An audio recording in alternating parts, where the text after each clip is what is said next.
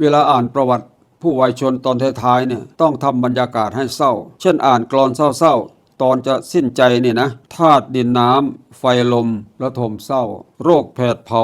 ขันธ์ห้าอุราหมองใกล้สิ้นลมระทมช้ำน้ำตานองมัจจุราชจดจ้องเอาชีพไปหรือว่าลมหายใจสั้นลงคงสิ้นหวังไม่มีสั่งไม่มีลาพาอ่อนไหวสงบนิ่งแนบนอนแสนอ่อนใจคงจากไปแล้วหนอคุณพ่อเราเพื่ออะไรครับเพื่อให้บรรยากาศสงบชักจูงโน้มน้าวผู้คนไปสู่การขอขมา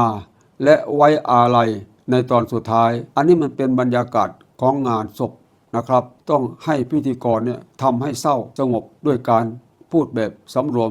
แบบนี้นะครับอยู่ในเล่มนี้นะครับสคริปต์ประวัติผู้วายชนถ้าสนใจก็สั่งซื้อได้เลยนะครับ